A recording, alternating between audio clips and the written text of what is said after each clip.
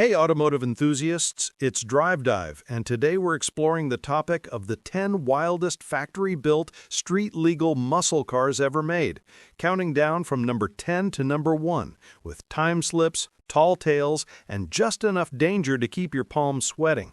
Buckle up, because this list goes from hole-punched frames and fiberglass doors to ethanol-sniffing launch protocols and NHRA-certified 8s, and I'm going to walk you through why each car isn't just quick, it's downright unhinged in the best possible way. At number 10, I'm starting with the 1966 Ford Fairlane 500 427R code, the quiet assassin in Ford's arsenal. Here's the hook. You couldn't just buy one because Ford built roughly 57 of these and funneled them to select racers. That alone makes it spicy. The recipe reads like a parts counter fantasy. Side oiler 427, heavy-duty driveline, lightweight spec, all pointed at winning superstock. On the outside, it plays it cooler than the flamboyant Thunderbolt that came before it. But that's part of the charm. It looks like a Fairlane, then it leaves like a missile. Inside, creature comforts were kept on a short leash because every pound mattered more than every stitch. The way it drives is old-school drag ethos, a little cam lope, a clutch that wants respect, and that big FE torque that makes second gear feel like first. Reliability is classic race-bred Ford. Bulletproof when maintained, grumpy when neglected. So plan on valve lash checks, premium fuel, and regular tune-ups if you want consistent ETs. Values have climbed because of the scarcity and the backdoor nature of the program, and it stacks up beautifully against mid-60s factory superstock rivals because it's pure purpose with a VIN. Number 9 is the 1965 Dodge Coronet A990. And yes, it idles like a funny car and looks like a sedan that accidentally enrolled in boot camp. The hook here is Mopar's single-minded weight loss plan. Aluminum bits, thin panels, minimal insulation, and the 426 race Hemi up front doing the Lord's work. Think about it like a sprinter in track spikes. No extra fabric, no jewelry, no distractions. The exterior tells you what the stopwatch confirms. Stance that sits ready to transfer weight, narrow bumpers, and those quiet cues that every panel was chosen for ET, not elegance. Inside, it's the same story. Basic buckets, basic trim, nothing that doesn't help you stage, hook, and haul. On the strip, the A990 delivers the whole-shot optimism that wins rounds.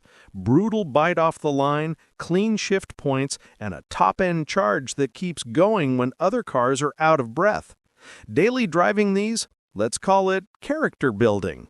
NVH is more race team radio check than Sunday cruise. But that's the point.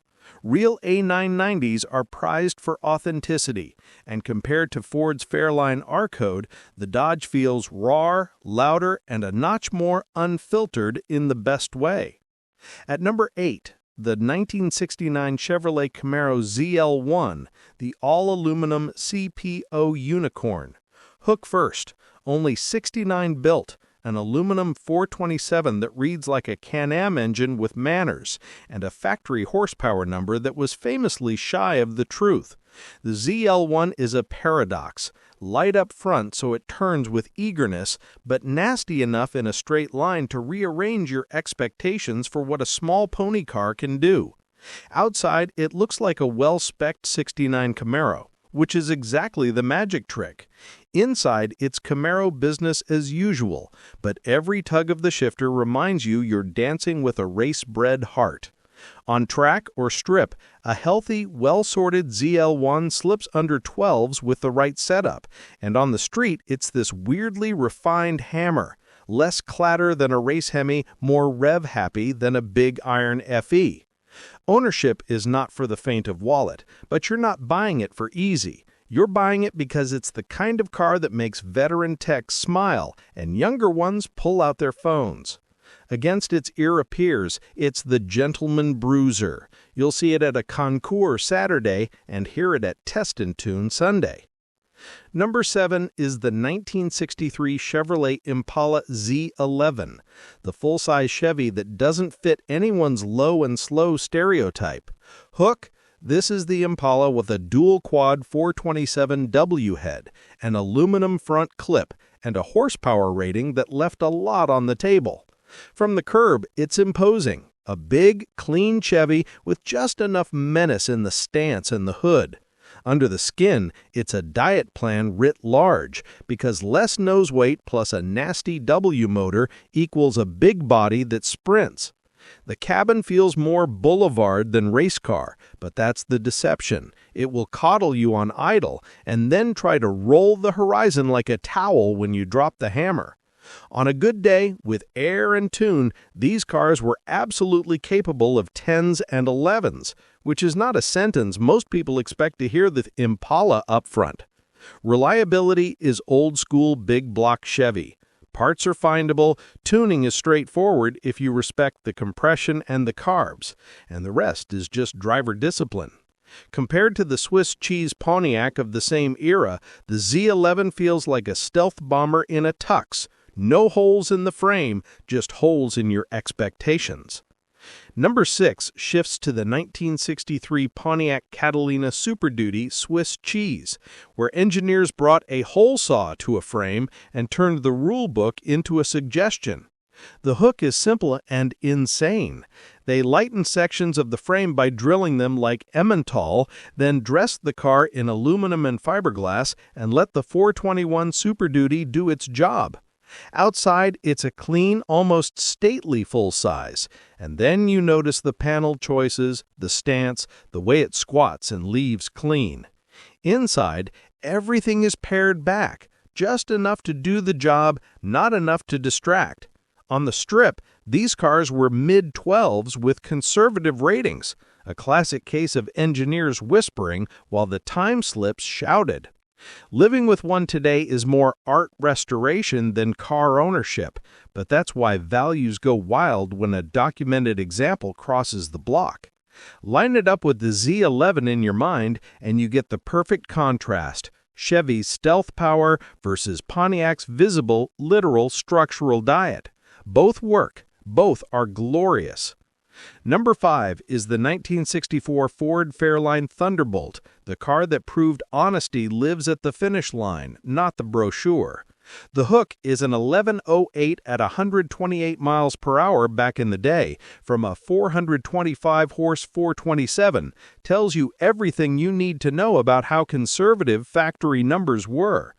Outside, the Thunderbolt looks functional and mean. Fiberglass fenders and hood, teardrop scoop, simple steelies, and plexiglass windows that whisper, "Bring a trailer, not the website." Inside, comfort items got pink slipped to the unemployment line. On a prepped surface, the car just works. Clean launch, no wasted motion, side oiler torque turning 60 foot times into applause lines. Maintenance is classic FE. Oil changes matter, valve train care matters, and if you keep it in tune, it'll keep its promises. Compared to the A990, the Thunderbolt is a touch more polished in demeanor, but no less lethal in effect. Number 4 is the 1968 Dodge Hemi Dart LO23, a compact with the swagger of a heavyweight champion. Hook: it was sold with a competition-first spec and effectively no warranty, and that alone tells you Dodge wasn't building daily drivers, they were building round wins. The look is pure purpose: primered panels, Hertz-massaged bodywork, light glass, and a stance that makes you think, strap in tight. Inside, it's ruthless minimalism, thin seats, door straps, and nothing that muffles the engine's intentions. A good LO23 is a 10-second experience with plates, and staging one feels like pulling back a giant slingshot. Living with it is a conversation with noise and heat. Driving it well is a conversation with traction and timing. Against the Thunderbolt, it's more compact chaos, less refined, more visceral. Against the Hemi Barracuda that's coming next, it's the square-jawed twin who hits just as hard. Number 3. The 1968 Plymouth Hemi Barracuda B029, the sleeker sibling that forced officials to add ballast just to level the playing field. Hook, about 50 cars, Hertz prep, thin glass, fiberglass nose, and a shape that slices air better than the Dart's shoebox lines. You feel the difference in the first 100 feet. It plants, rotates, and tracks with a little more grace even though the engine is the same storm under the hood. Inside, it's the same bare-bones philosophy, which makes every noise read like telemetry and every vibration feel like a data point. On the strip, these cars lived in the tens and stacked trophies fast enough that rulemakers had to make things fair. Ownership, like the LO23, is about respecting scarcity and using mechanical sympathy to keep the hours happy and the passes repeatable. Compared to the Dart, the Barracuda brings a bit more finesse, same punch, cleaner swing. Number 2 is the 2018 Dodge Challenger SRT Demon, the moment modern electronics and old-school theater shook hands and pulled a wheelie. Hook, 9.65 at 140 miles per hour, 0 to 60 in 2.3 seconds, and a trans brake you activate like a cheat code. It's the first time a production car made the ritual of going quick feel almost procedural. Set the temps, set the mode, build boost, release, and watch the numbers print. Outside, it's wide-bodied menace. Inside, it's a rolling laboratory with drag pages, torque reserve, line lock, an optional single-seat delete, and all the safety and stability checks that let you practice repeatability instead of superstition. Ownership is less about shimming jets and more about monitoring conditions and consumables, tires, pads, fluid temps, and that's a different kind of skill. Stack it against anything on this list from the 60s, and you'll find it swaps rawness for repeatability and still sells the same show, just without the smell of leaded fuel. Number 1. The 2023 Dodge Challenger SRT Demon 170, the car that didn't just move the goalposts, it turned them into launch beams. Hook, 1,025 horsepower on E85, 1.66 seconds to 60 on a prepped surface, and an NHRA certified 8.91 at 151.17 miles per hour with a VIN and an owner's manual. This is the bookend to 60 years of factory audacity, and it feels like the engineers took every drag racer's wish list and asked, why not? The exterior says familiar Challenger, but your eyes get drawn to tires, brakes, and stance because that's where physics gets negotiated. Inside, it's an evolution of the Demon playbook. More data, smarter fueling, ethanol content sensing, and calibrations that let you run big power on pump E85 without crossing the reliability Rubicon. Driving it hard is more about executing a sequence. Surface, temperature, pressures, launch routine, than wrestling a cranky beast, and that's the real magic. It democratizes fast. Compared to the original Demon, the 170 is sharper, stronger, and even more theatrical because it carries the audacity of the 60s with the discipline of modern software. Now let me thread this whole list together with a few observations from years of testing cars that live for the quarter mile. First, the 60s cars are all about intent you can see, touch, and smell. Fiberglass panels that flex when you tap them. Thin glass that thunks differently. Interiors that sound like an empty room with a drummer practicing paradiddles. They're alive, and they want you to work with them. You tune with wrenches, not laptops.